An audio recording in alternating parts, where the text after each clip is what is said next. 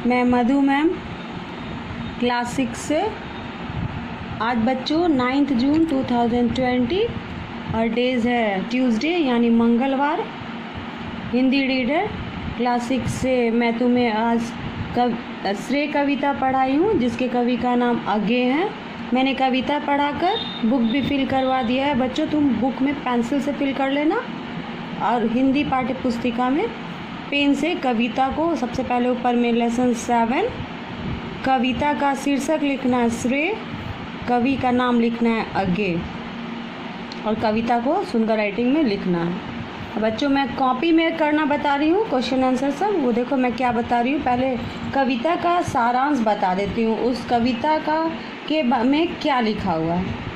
बच्चों इस कविता के द्वारा, इस कविता के जो जनक है, जो लिखे हैं कवि अज्ञे ने, श्रेय कविता के द्वारा यह बताया है कि पर्यावरण या धरती को हरा भरा रखने का श्रेय पेड़ स्वयं नहीं लेना चाहता, क्योंकि उसे लगता है कि यदि मिट्टी ने उसकी जड़ों को संभाल कर नहीं रखा होता तो वह कभी भी अपना योगदान नहीं दे पाता।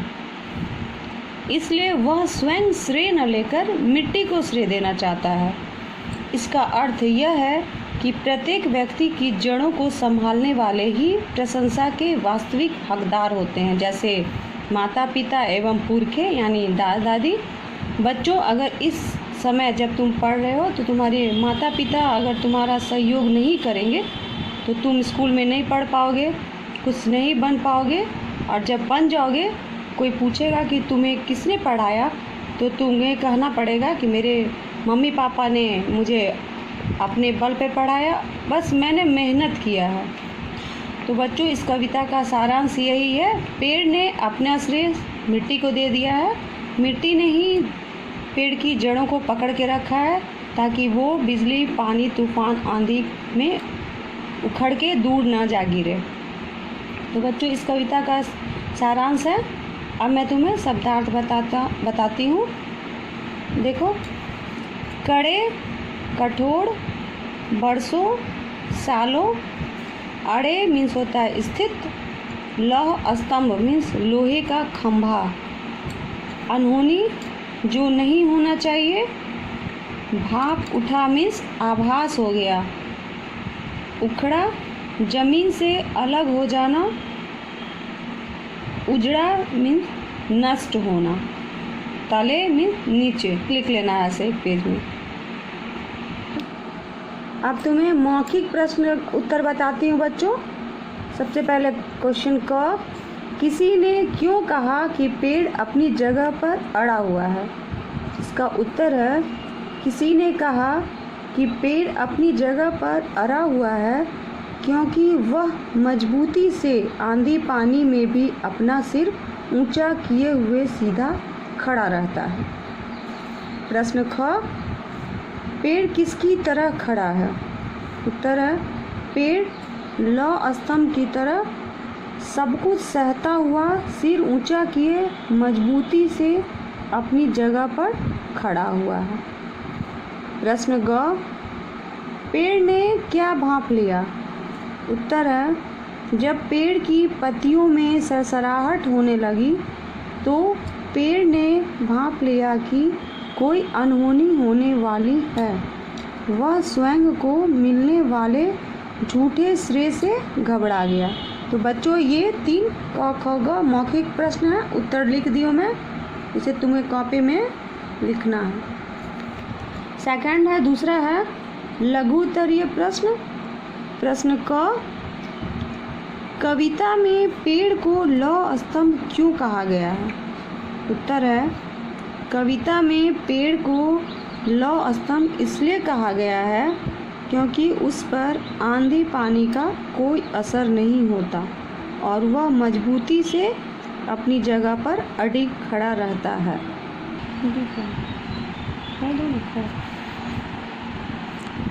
प्रश्न ख, पेड़ क्यों कांप उठा? उत्तर है, पेड़ इसलिए कांप उठा क्योंकि उसने अनहोनी को भांप लिया था। वह स्वयं को दिए जाने वाले झूठे श्रेय से घबरा गया। झूठी प्रशंसा ने उसे अनहोनी का संकेत दे दिया था। क्वेश्चन ग, पत्तियां चुप न रह सकी, पत्तियों ने चुप न रहकर क्या किया? उत्तर है, पत्तियां चुप न रह सकी और वे आंधी आने पर सरसर करने लगी थी, क्योंकि उन्हें पता था कि वे कई बार सूखकर गिर चुकी हैं और पेड़ ठूंठ होकर उजड़ चुका है। सरसर का स्वर इनके विरोधी स्वर का प्रतीक था। प्रश्न घ, किसी ने पेड़ से क्या कहा? संक्षेप में बताइए। उत्तर है, किसी ने पेड़ से कहा था कि तुम बहुत बड़े और मजबूत हो, आंधी पानी में वर्षों से सीधे खड़े हो, ऋतुओं का बदलना, बिजली का गिरना आदि सब सहते हुए भी तुम लौह स्तंभ की तरह मजबूती से अड़े हो। प्रश्न अंग, पेड़ ने किसे श्रेय दिया और क्यों? उत्तर है, पेड़ ने धरती पर मजबूती से खड़े रहने का श्रेय अपने पैरों तले की मिट्टी को दिया, क्योंकि उस मिट्टी ने ही पेड़ की जड़ों को अपनी गोद में संभाल कर रखा।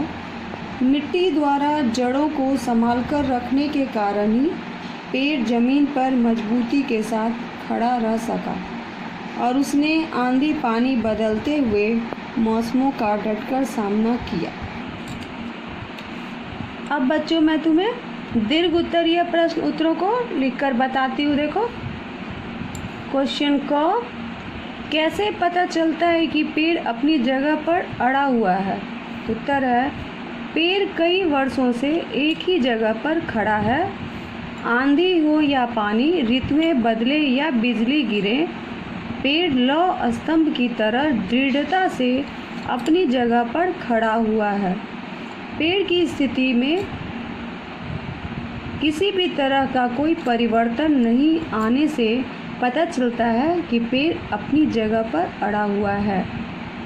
प्रश्न ख, विनम्रता की हरियाली को ओढ़े से कवि का क्या तात्पर्य है? उत्तर, कवि का तात्पर्य यह है कि किसी भी मौसम में उसकी हर मार सहते हुए, आंधी पानी को झेलते हुए भी पेड़ कोई शिकायत नहीं करता। वह सभी प्रकार की विपरीत परिस्थितियां सहन करते हुए भी यथासंभव जो कुछ सभी को दे सकता है देता है और अपनी हरियाली को बनाए रखता है। यह उसकी विनम्रता का परिचायक है। प्रश्न ग, अनहोनी को भांप उठा, यहाँ कवि किस अनहोनी की बात कर रहा है? उत्तर है, कवि उस अनहोनी की बात कर रहा है जिसमें पेड़ के अड़े या खड़े रहने का श्रेय पेड़ को दिया जा रहा है, लेकिन पेड़ को मालूम है कि यह श्रेय मिट्टी का है जिसने उसकी जड़ों को बांधकर संभाल कर रखा है। पेड़ को अनहोनी की आशंका इसलिए हुई क्योंकि उसकी झूठी प्रशंसा हो रही थी। यही अनहोनी पेड़ को प्रायः झेलनी पड़ती है कि परमार्थ करते हुए भी उसके जीवन का होम हो जाता है। यानी पेड़ हमेशा दूसरों की भलाई करते रहता है और उसके जीवन का होम हो जाता है। प्रश्न घ, पेड़ ने कौन सा झूठ श्रेय नहीं लिया? उत्तर, निरंतर अपनी जगह पर टिके रहने, अनेक विपरीत स्थितियों में भी अपने स्थान पर अड़े रहने का श्रेय पेड़ ने स्वयं नहीं लिया, क्योंकि उसे यह श्रेय लेना झूठा लगता है। वास्तविक श्रेय मिट्टी को मिलना चाहिए, जिसके कारण पेड़ अपनी जगह पर खड़ा रहा, अड़ा रहा, टिका रहा, तो मात्र मिट्टी के कारण। क्वेश्चन अंग, यदि पेड़ दिया गया श्रेय स्वयं ले लेता तो आप पेड़ के बारे में क्या सोचते? उत्तर है, यदि पेड़ को दिया गया श्रेय वह स्वयं ले लेता तो मैं पेड़ को अच्छा नहीं मानती। वास्तव में पेड़ के टिके रहने में मुख्य भूमिका तो मिट्टी की होती है। जड़ों की मजबूती से ही पेड़ का अस्तित्व है। बच्चों, ये 5 क्वेश्चन दीर्घ उत्तर ये प्रश्न के हैं। मैंने तुम्हें कविता पढ़ा दिया, उसे कॉपी में लिखना है। उसके बाद दूसरे पेज में शब्दार्थ, मौखिक प्रश्न उत्तर, लघु प्रश्न उत्तर और दीर्घ प्रश्न उत्तरों को कॉपी में सुंदर अक्षरों में पेन से लिखना है। बुक में पेंसिल से फिल करना है, पेन मत यूज़ करना, अगर गलत हो जाएगा, इसलिए पेंसिल से लिखना और कॉपी में पेन से लिखना। ये क्वेश्चन लिख लेना है बच्चों और याद भी करना है। नहीं समझ में आए तो मेरे से पूछना भी। मैं तुम्हें होमवर्क में बता देती हूँ, गृह कार्य यानी होमवर्क। सबसे पहले कविता को पढ़कर याद करना है। सेकंड होमवर्क है हिंदी पाठ पुस्तिका में सुंदर अक्षरों में लिखना है। और थर्ड है शब्दार्थ, मौखिक, लघु और दीर्घ उत्तरीय प्रश्नों को सही लिखना, पढ़ना और याद करना है। बच्चों, अगर नहीं समझ में आएगा तो मैं मधु मैम हूँ, मुझसे कांटेक्ट करना और अच्छे से लिखकर याद करना। स्कूल खुलने पर मैं तुम्हें फिर दोबारा से पढ़ा के बता दूँगी। Thank you, have a nice day, bye.